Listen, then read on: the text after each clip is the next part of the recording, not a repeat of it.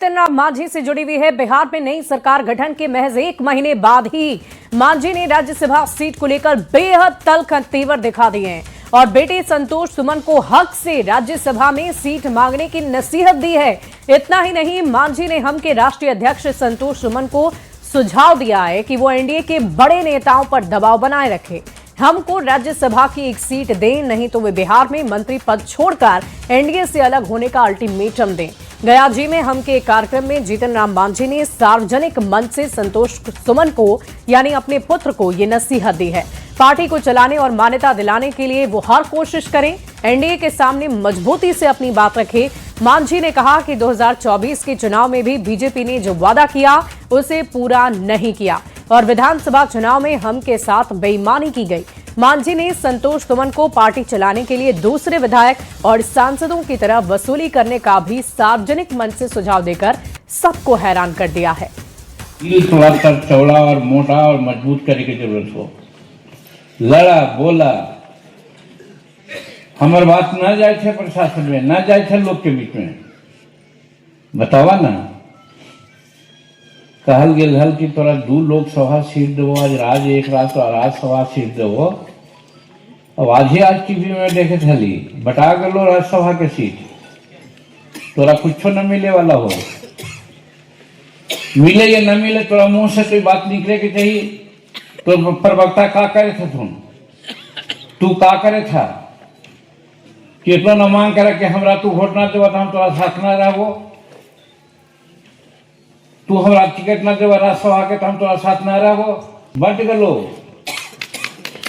5-7 गो seat हो, 2 गो BJP और 2 गो जदयू आ 1 गो लोजपा, 5 गो चल गलो, तोरा कुछ न मिले वाला हो।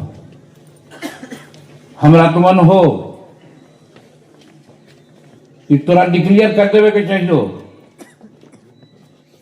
ठीक है तोरा पास ताकत न है उतना, लेकिन चुट्टी पर हाथी के पैर पड़े है तो चुटिया जरूर छटपटा है हथिया के काटे ला, भले हथिया के कुछ ना होवे लेकिन वो छटपटा है, और उसी हमरा छटपटाए के चाहिए। अगर सोचवा कि हम केंद्र में मंत्री, हम राज्य में मंत्री पद छोड़े पड़े तो पार्टी न चलतो, छोड़ द मोह तो हम केंद्र में मंत्री ही, छोड़ द मोह कि हम बिहार में मंत्री ही।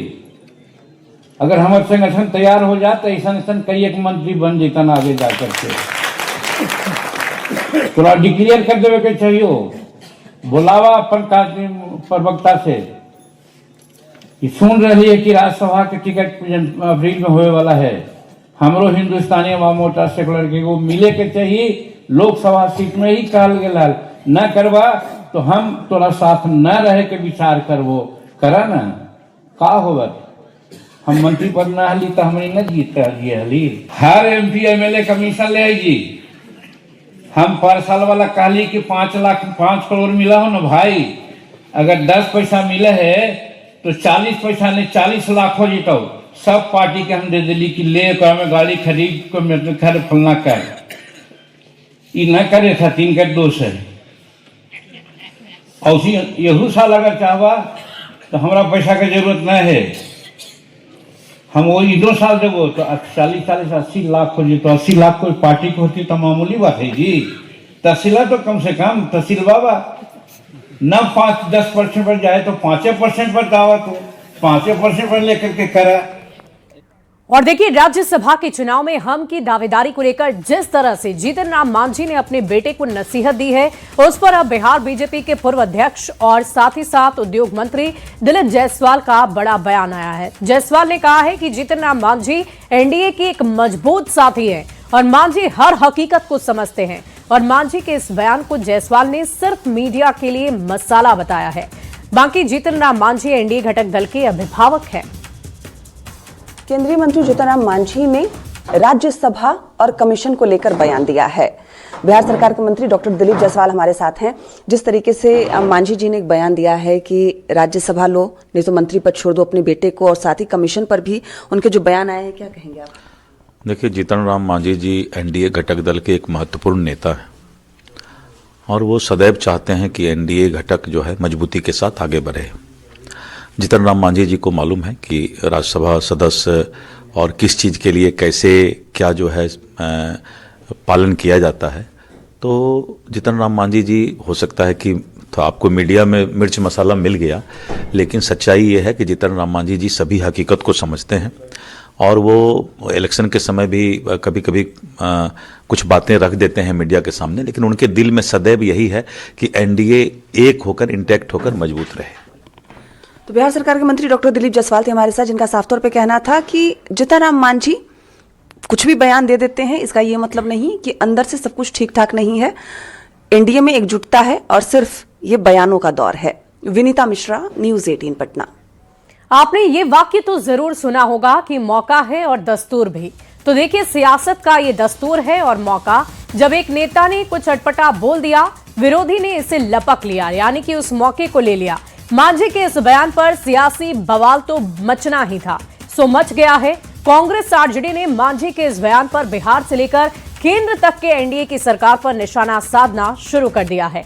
हालांकि कमीशन खोरी वाले मांझी के बयान पर बीजेपी सफाई दे रही है कि बीजेपी भ्रष्टाचार पर जीरो टॉलरेंस की नीति अपनाती है और मांझी को ऐसे बयानों से बचना चाहिए।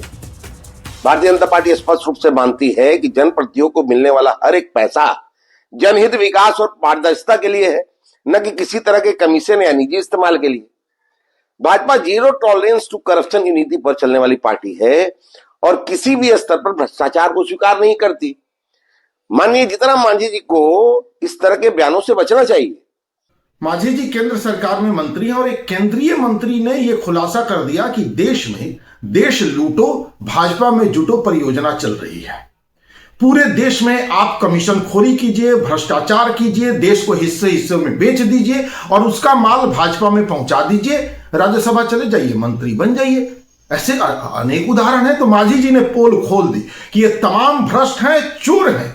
मुझे लगता है विपक्ष को बताना चाहिए कि किस तरीके से उनके नेताओं ने भ्रष्टाचार किया और लोकायुक्ति में जब एक बड़े नेता उनके ऊपर कटाक्ष कर रहे थे कहानियों के माध्यम से, जब उनके भ्रष्टाचार की कहानी बता रहे थे, तो मुझे लगता है कि वैसे लोग उस बड़े नेता को ही फंसाने में लग जाते हैं। जीतन राम मांझी जी, आपने सच और सच्चाई लोगों के बीच पब्लिक डोमेन में ला करके यह स्पष्ट कर दिया कि किस तरह से भ्रष्टाचार को सदाचार और शिष्टाचार का रूप दिया। कमीशन और कमीशन खोरी को बढ़ावा देना, भ्रष्टाचार को सदाचार और शिष्टाचार का रूप दिया जाना, यह स्पष्ट करता है कि किस तरह की राजनीति को बढ़ावा दिया जा रहा है। बढ़ते